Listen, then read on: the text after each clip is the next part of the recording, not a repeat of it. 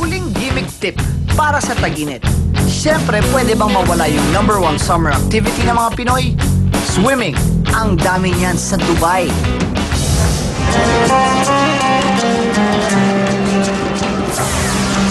Ang lakas talaga ng hatak sa turista nitong Aquaventure Water Park ng Atlantis. Bakit? Kasi ito ang pinakamalawak na water park sa buong Middle East. Sa area na 42 acres, nagkasya ang sangkatutak na attractions and features dito sa Aquaventure Water Park na isa sa main attractions ng Atlantis Hotel sa Dubai. Ang sentro ng aksyon ay ang ziggurat, mataas na tower na parang pyramid ng Egyptians pero gawa ng ibang lahi, ang Mesopotamians. Mula doon pwedeng sakyan ng The Plunge, parang roller coaster sa tubig, kaya ang tawag nila water coasters.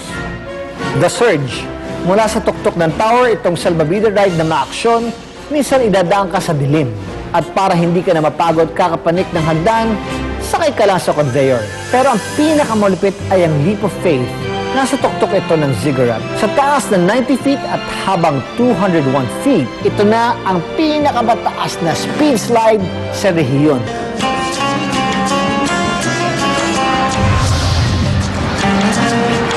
Ang taas! Ang taas nito!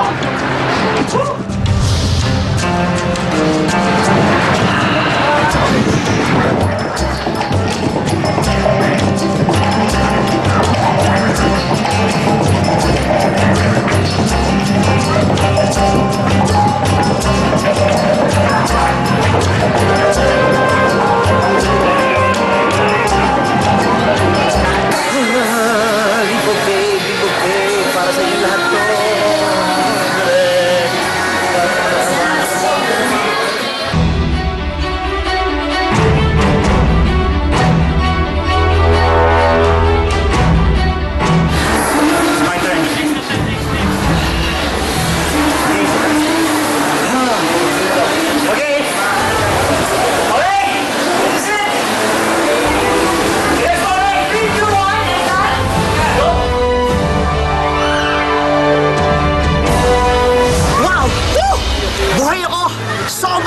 Sobrang sarap ng slide and nag-enjoy talaga ako. Enjoy sa swimming pool. Pero mag-level up. Magdadive ako kasama ang mga pati dito sa Dubai Aquarium and Underwater Zoo.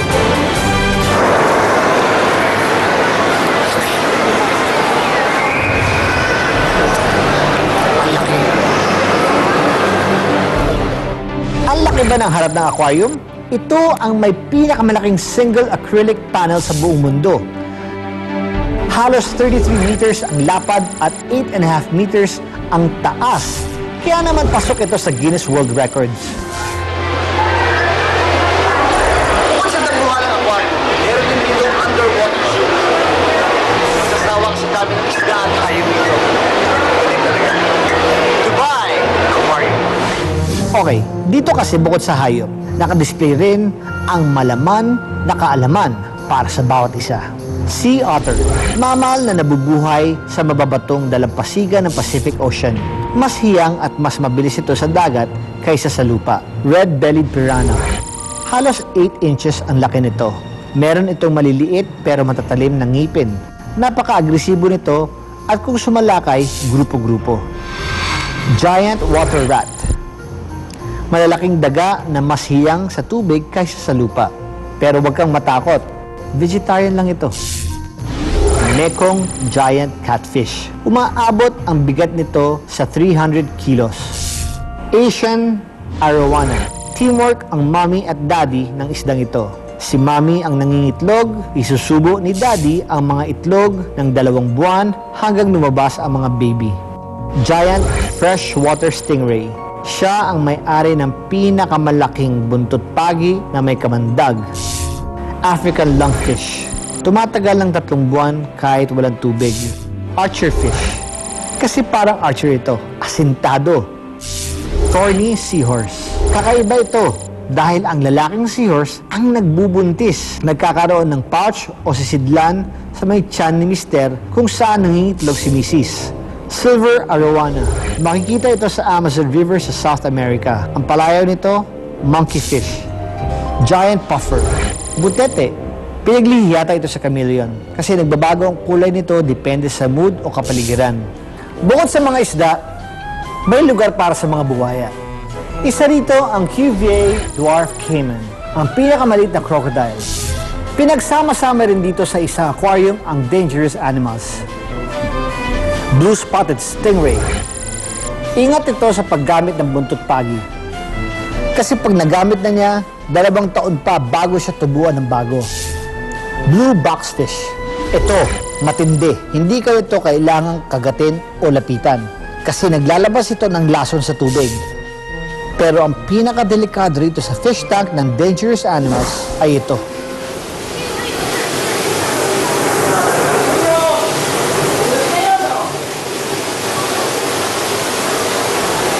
Mahigit 400 na pating at pagi ang makikita mo dito sa loob ng Dubai Aquarium. Pwede mo na sa tignan sa harapan o dito sa ilalim, sa tunnel na 48 meters. Oh! Nakita niyo yun?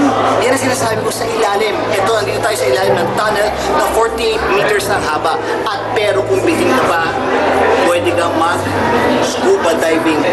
Parang ganito. Liga.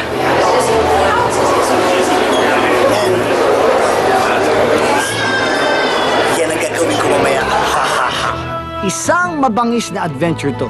Biruin nyo, nasa loob tayo ng Dubai Mall pero magsuscuba diving tayo. At hindi lang yon, lalapitan pa natin ang pinagtataguan ng mga pating. Bago kami mag-dive, nagkaroon muna ng orientation. Importante ito para malaman namin kung paano makikipag-interact sa mga pating at iba pang sea creatures na nasa ilalim ng Dubai Aquarium. Itinuro din sa amin ang tamang hand signals kapag nasa ilalim na kami ng tubig. Mga professional at licensed divers lang ang pwede mag-scuba diving dito sa Dubai Aquarium. Kaya naman, pasok kami. Ayan, ready na kami mag-dive ni Direk Ruel. Kamangha-mangha ang mga nakita namin dito. Iba't ibang klase ng isda. May stingray at syempre, mga pating lang naman. Ayun sila, nahihiya yata. Ang sarap ng feeling talaga. Finally, after 42 years, diving with the sharks, man oh man, yun ang astig! Siyempre, kahit nasa ilalim kami ng tubig kanina, nagawa ko pa rin ito. Ako po si Aga Mulak. Tingin-tingin ka lang, maraming pwedeng matuklasan. Maging isang Pinoy Explorer.